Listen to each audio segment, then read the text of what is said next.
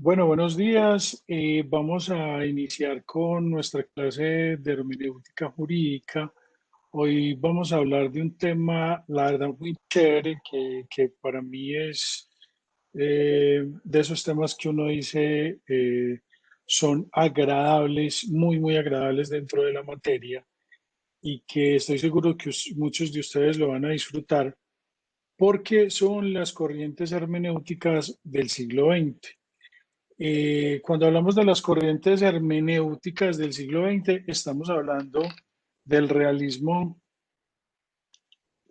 norteamericano y escandinavo, una visión que tiene que ver con una concepción de filosofía pragmática, utilitarista, también en muchos aspectos eh, con una visión sociológica del derecho.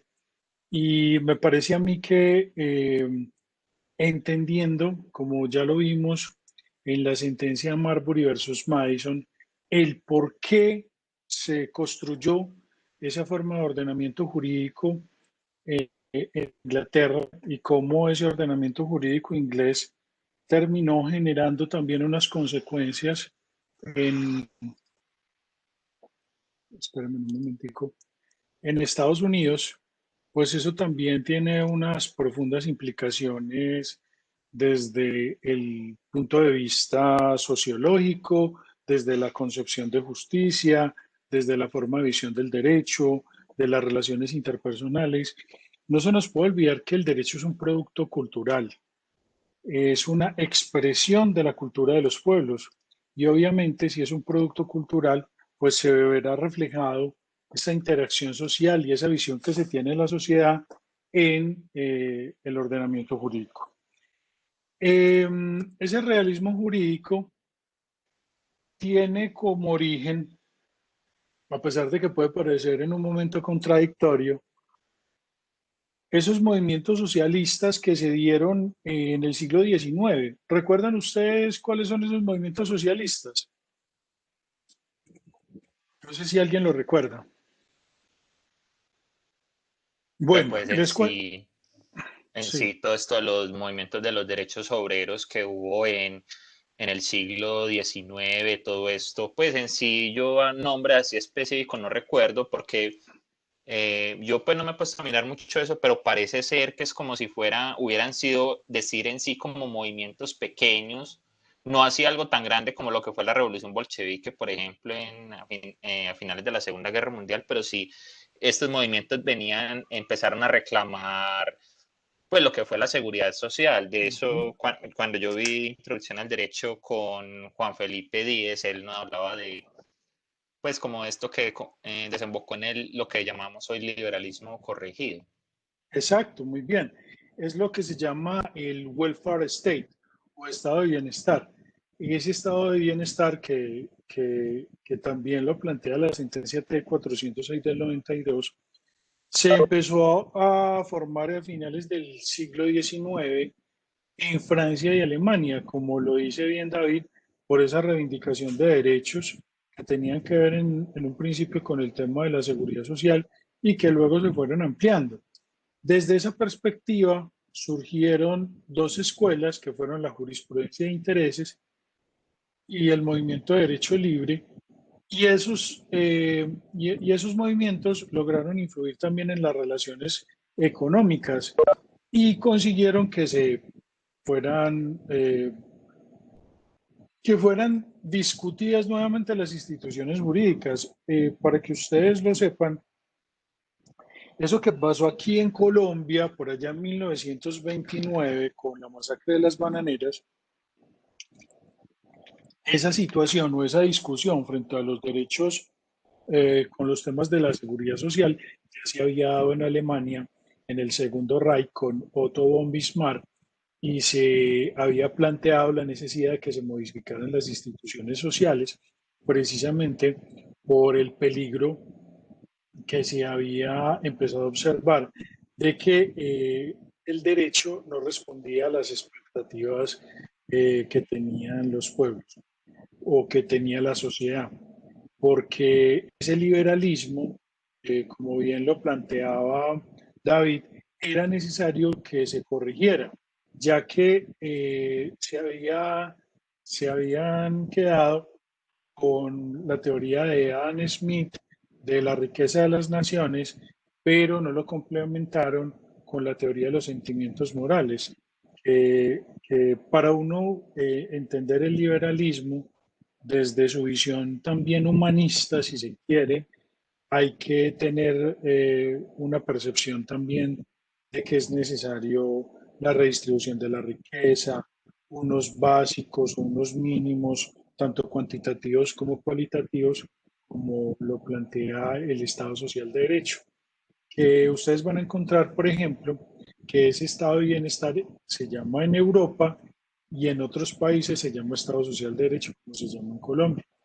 Entonces, para que ustedes me entiendan, el derecho no es ajeno a esas realidades sociales y el realismo jurídico, tanto norteamericano como escandinavo, es también una respuesta a esas situaciones sociales que se vivieron en Europa y que hicieron necesario que se repensara el derecho ya desde criterios antiformalistas, porque se dieron cuenta que las normas jurídicas no eran tan ricas como lo podía ser la realidad social.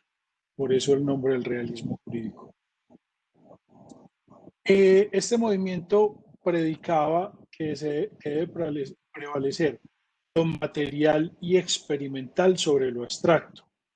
Por ello, el derecho se debe identificar con las decisiones judiciales, porque eso va a dar eficacia normativa. Las leyes generales y abstractas hechas por el legislador no son tan valiosas para leer esa realidad social, y en cambio las sentencias sí permiten ir incorporando al ordenamiento jurídico ese derecho que está vivo y que esa realidad social a su vez se vaya incorporando en normas, pero a través de las decisiones judiciales, no con normas generales y abstractas que muchas veces no pueden ser aplicables a un caso concreto.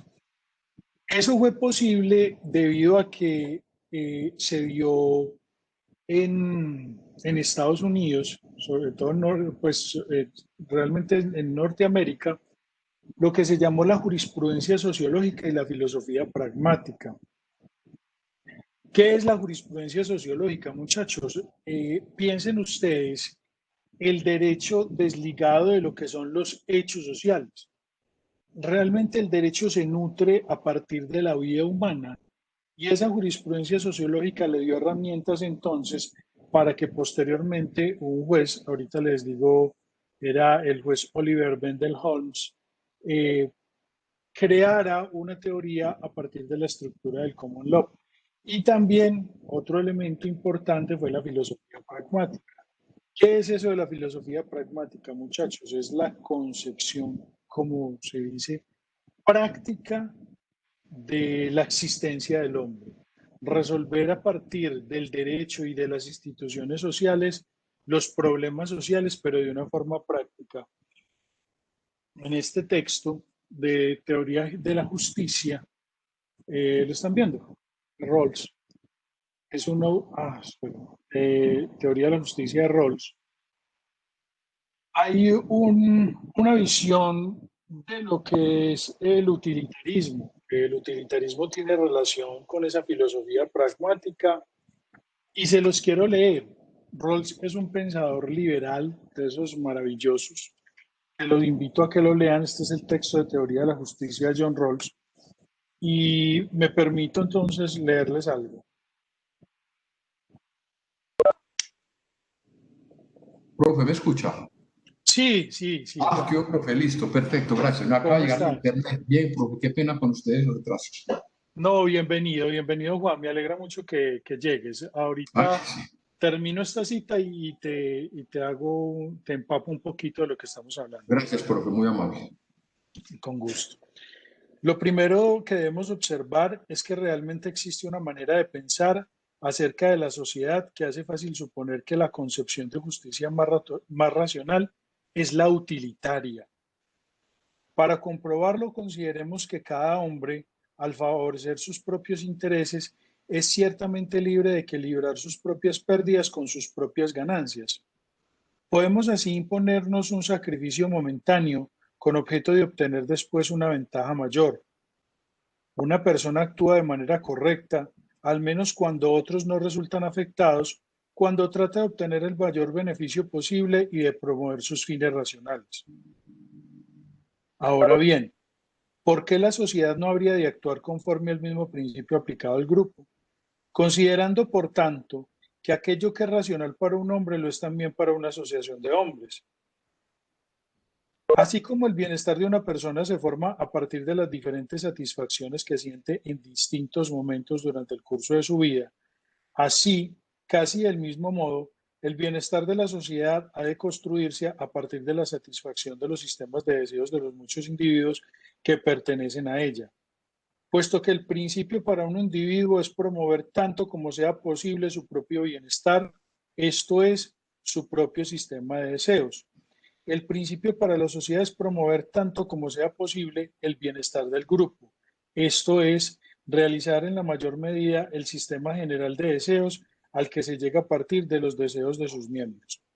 Del mismo modo en que un individuo equilibra ganancias presentes y futuras con pérdidas presentes y futuras, de este modo una sociedad puede equilibrar satisfacciones e insatisfacciones entre individuos diferentes.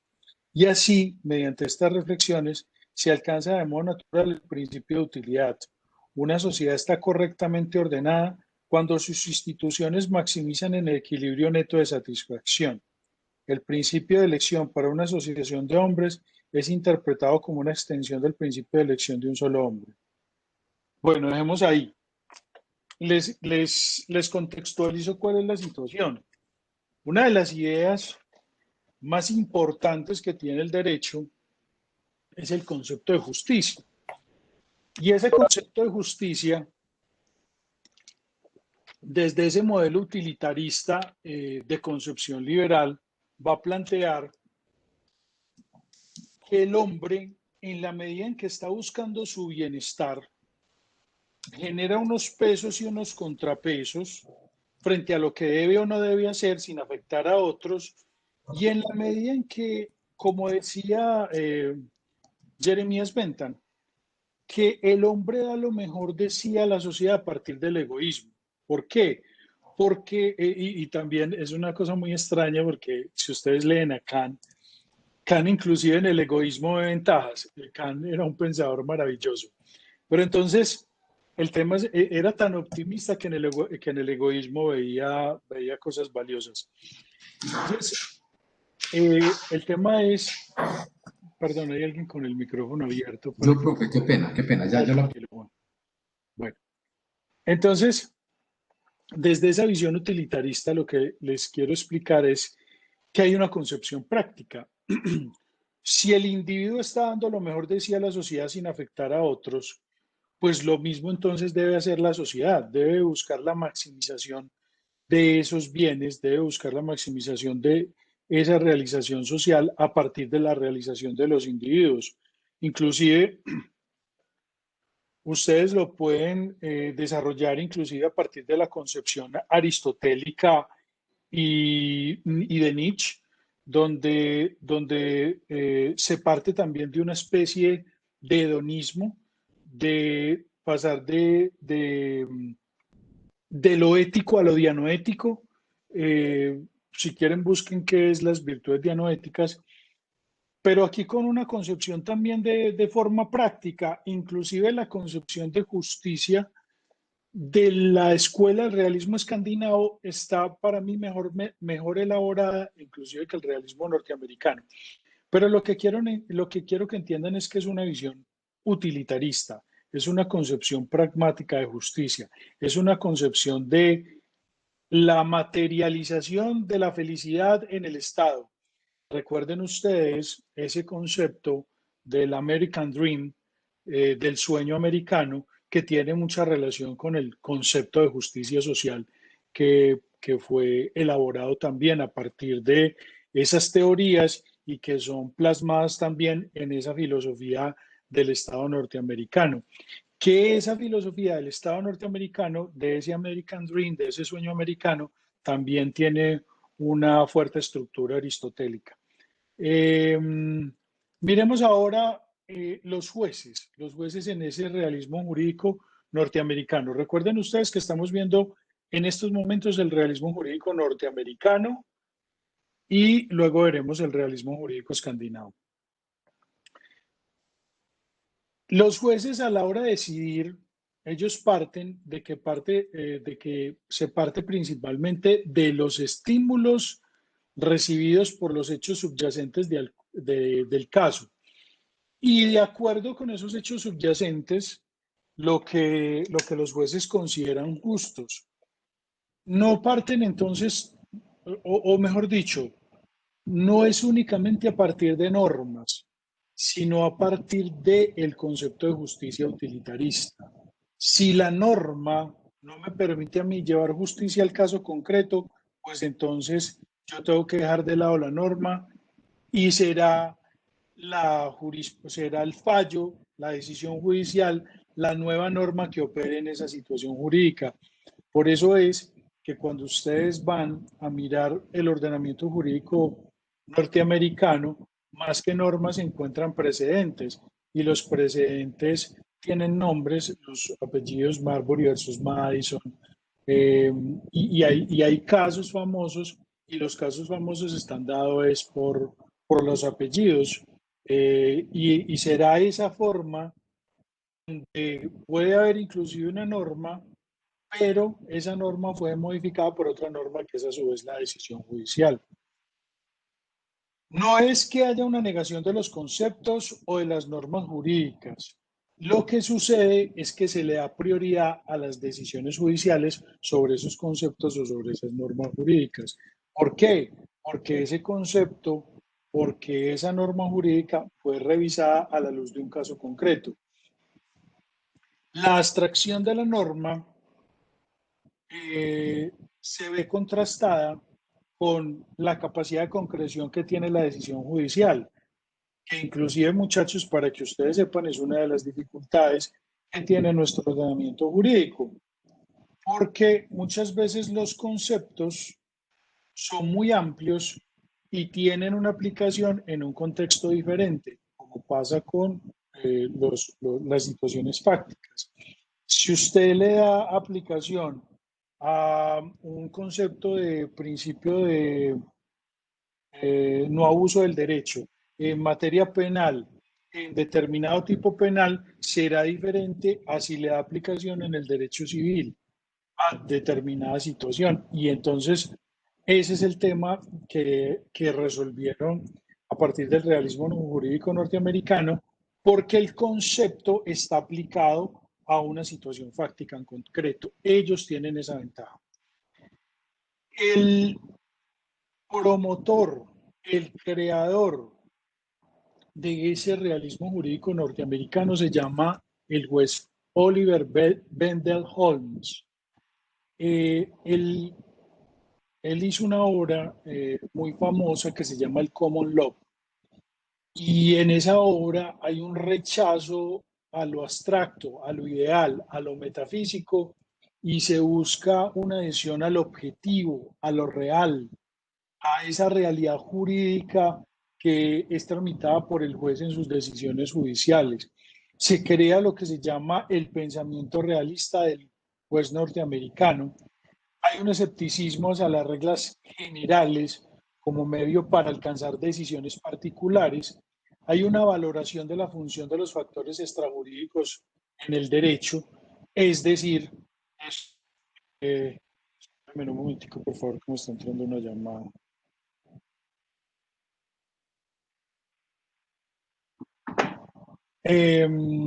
Discúlpenme, una valoración de esos factores extrajurídicos en el análisis del derecho, como yo les decía ahora, esa parte sociológica, que entiende la sociedad como justo, que entiende la sociedad como bueno, con esa visión utilitarista y práctica que tienen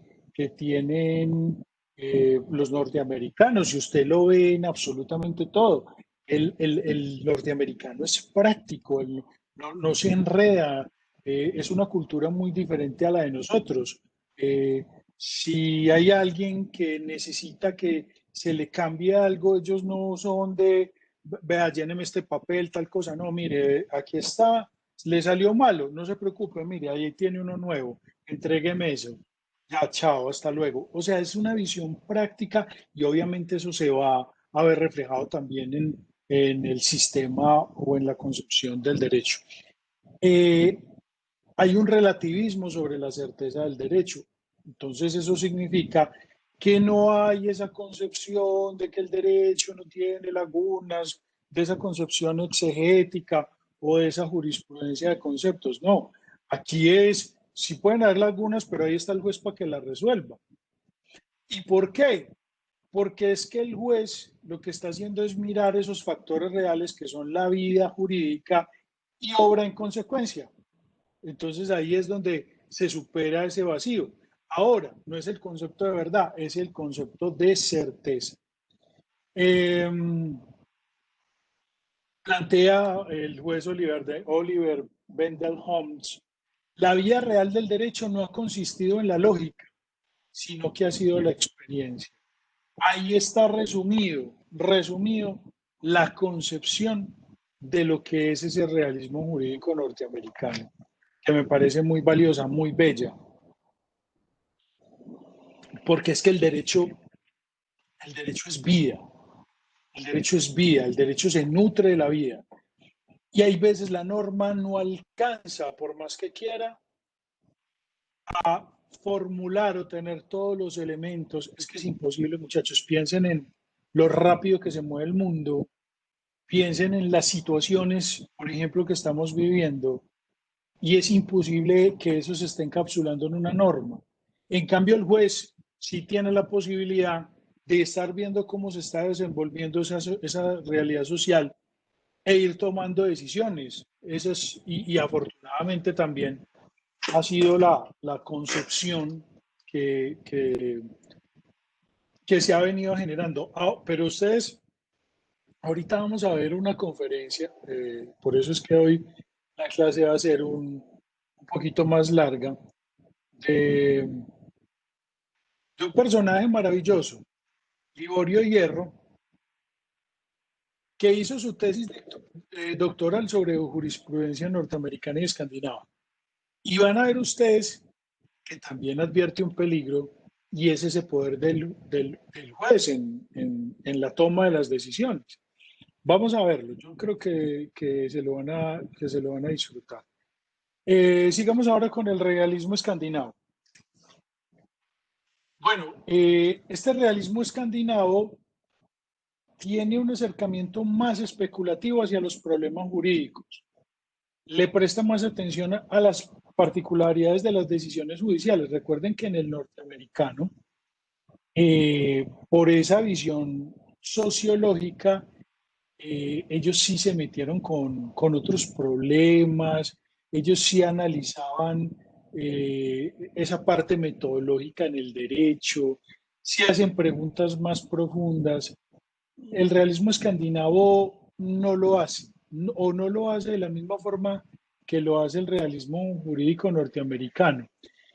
Eh, Recuerden ustedes que hay una visión empirista en ese realismo norteamericano frente a la vida humana y hacia el derecho. Entonces hay una reflexión, si se quiere, de corte sociológico de los hechos sociales. En cambio, el realismo escandinavo lo que sí hace es que tiene un rigor más científico y se busca más objetividad de la ciencia jurídica. Ya limita el análisis de lo social, eh, no solo es decir, no solo a la comprensión de los hechos sociales, sino que los ajusta a fenómenos espaciotemporales. Es decir, no es solamente el hecho social tiene un contexto y desde esa forma, entonces, ese es el acercamiento metodológico que es un poco más especulativo, no tiene el rigor, no tiene el mismo rigor que en su momento podemos hablar que tiene el realismo jurídico norteamericano. Este realismo jurídico escandinavo nace en la Universidad de Uppsala, en Suecia, y su principal precursor es Axel Anders Theodor, y plantea tres problemas jurídicos: naturaleza y validez del derecho, y dice: la naturaleza del derecho se identifica con un conjunto de hechos sociales en lugar de un conjunto de normas. Dentro de los hechos sociales destacan el derecho como un instrumento que protege la sociedad. La amenaza de coerción es un factor importante psicológico que asegura el cumplimiento jurídico por parte de los individuos que conforman una sociedad. Entonces, miren, la naturaleza del derecho es el hecho social, no las normas. Y dentro de esos hechos sociales, el derecho se destaca como un instrumento que protege a la sociedad. ¿Y está apoyado en qué? En la coerción, en la posibilidad de aplicar la fuerza. Se destaca también la no importancia de formalismo jurídico. El derecho no debe su aplicación a las formas, sino a los hechos reales que se viven en la conducta que regula el Estado. ¿Qué está haciendo el Estado? El Estado está regulando los hechos sociales. Y a partir de que lo regula, de decisiones jurídicas, de decisiones de los jueces, no de normas.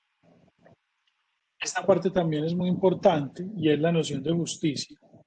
La justicia es parte del derecho solo cuando el orden jurídico es eficaz. ¿Qué significa esto? Esta es una visión práctica de la justicia.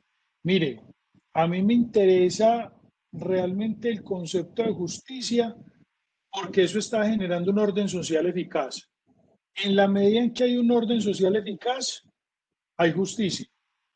Entonces, miren que es un tema bastante interesante y también, si se quiere, complejo, porque lo que nos está diciendo es,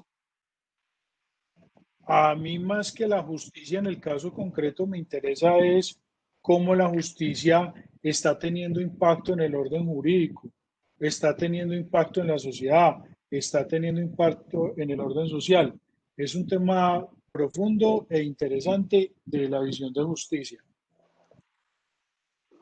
Yo los invito a que lean la teoría de la justicia de Rawls, a que lean Frontera de la Justicia de Nussbaum, a que lean a Pogge, para que ustedes se empapen de a Jeremías Bentham, para que ustedes se empapen de esas concepciones de justicia y cómo esas concepciones de justicia se aplican en las sociedades y en el derecho. No sé si tengan alguna duda frente a estas escuelas del realismo norteamericano y escandinavo. Café, yo le hago Sí, una pregunta.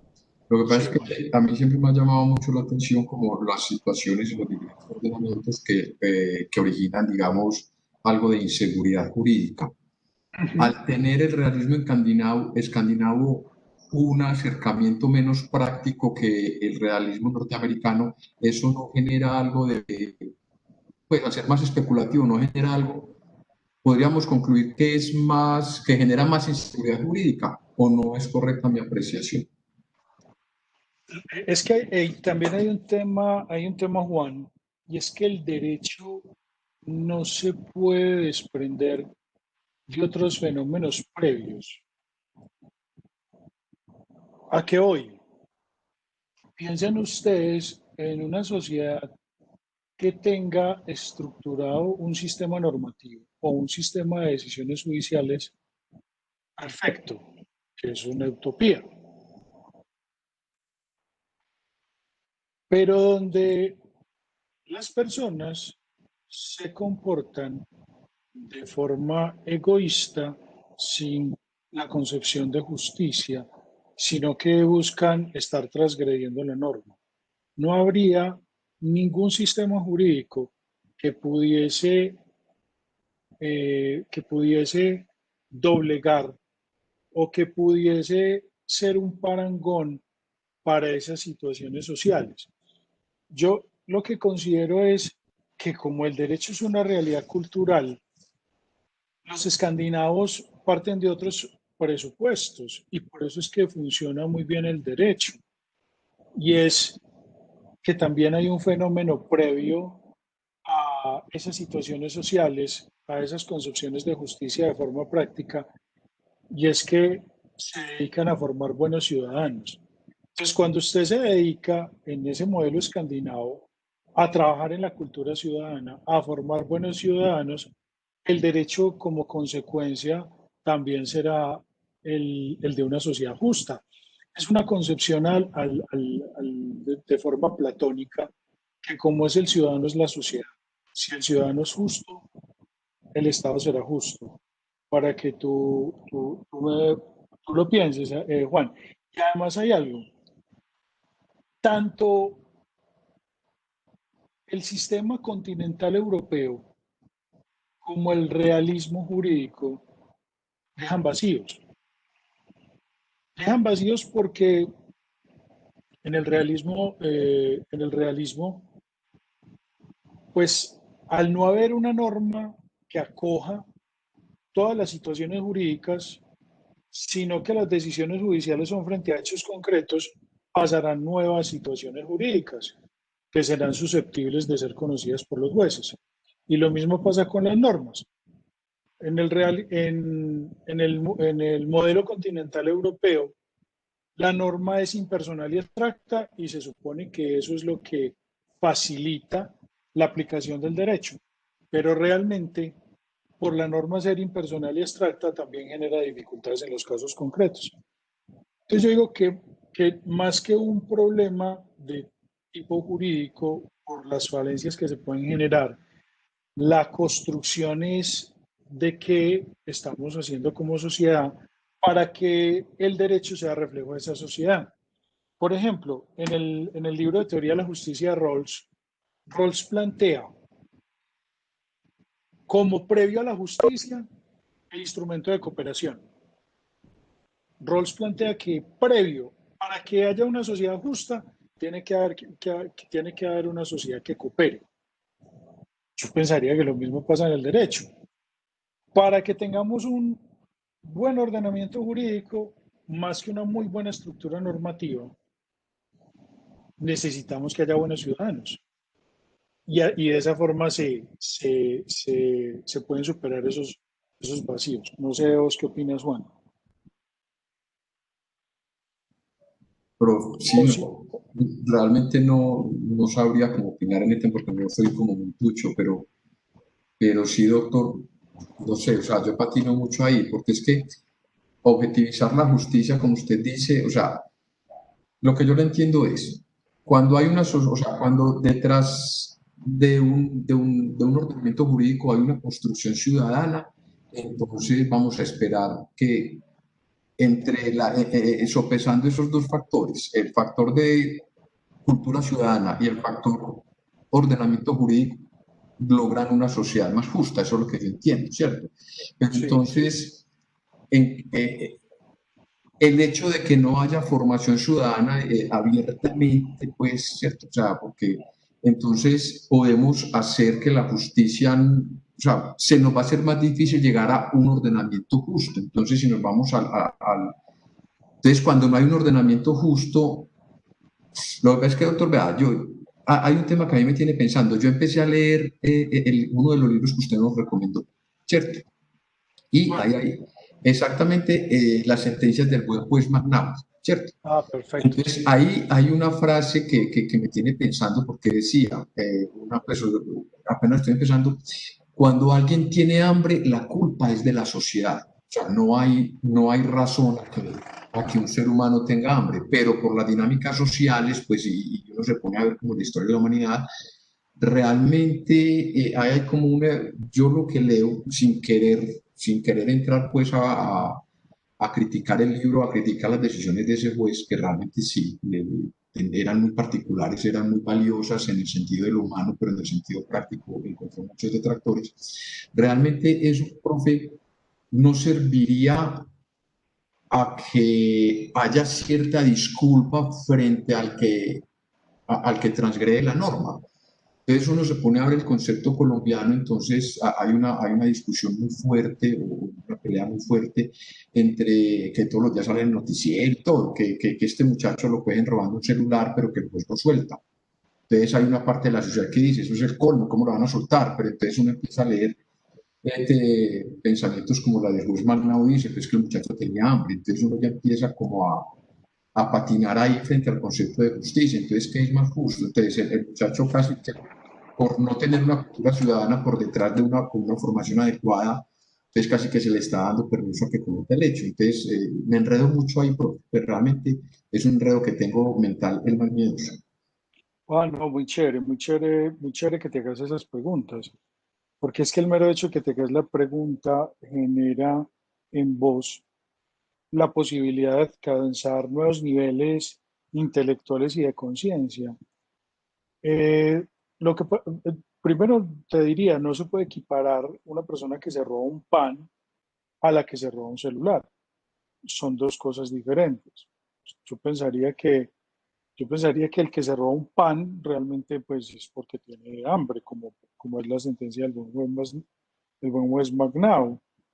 El que se está robando un celular, yo no creo que sea por hambre. No considero que uno pueda hablar ahí de un eximente de culpabilidad. Lo que pasa es que sí hay una concepción de sociedades justas. Desafortunadamente te perdiste la primera parte, pero si alguien ha sabido construir esas sociedades justas son precisamente esos Países Bajos, eh, Suecia, Holanda, Dinamarca, que han desarrollado ese estado de bienestar. Por eso es que ese modelo de realismo escandinavo es perfectamente aplicable a esos contextos. ¿Qué es lo que pasa, Juan? Imagínate que inclusive tuvieron que empezar a cerrar las cárceles porque no había gente para la cárcel. Entonces es lo que yo te decía, hombre, si hay una construcción de ese tipo de cultura ciudadana, donde la gente no está pensando en cómo darle la cabeza al otro, donde la gente está pensando en crecer con el otro, donde inclusive desde el punto de vista tributario hay unas cargas muy impositivas, pero la gente ve eso en servicios, pues hay una construcción de una sociedad justa. Y esa concepción de la sociedad justa se da a todo nivel, y eso se ve reflejado en lo jurídico. Yo también estoy de acuerdo con vos, eso no puede ser disculpa entonces para que entonces para el que diga tengo hambre, salga y entonces se robe un banco, se robe los celulares, alguien mate o robe bicicletas, no sé, ese tipo de cosas. Pero sí hay que hacernos preguntas como sociedad, frente a esos estándares básicos mínimos que tenemos que ofrecer como Estado, porque es que recuerda, y ya desde la teoría contractualista, que es que pertenecer al Estado también significa para nosotros que haya una protección de ciertos derechos. ¿Qué está haciendo el Estado por proteger esos derechos? Ahora, yo también que estoy aportando al Estado para la materialización de esos derechos, porque es el instrumento de cooperación, no es, es que yo también soy el Estado, yo también soy el Estado. ¿De qué forma puedo yo apuntar a impactar esa sociedad para que, para que haya una sociedad mejor? Entonces, el tema es interesante, lo que pasa es que no es nuestro contexto el europeo, no es el estado de bienestar de Suecia, de Dinamarca, el que nosotros tenemos. No son los índices de pobreza. Nosotros tenemos que construir nuestra realidad social y nuestro propio derecho.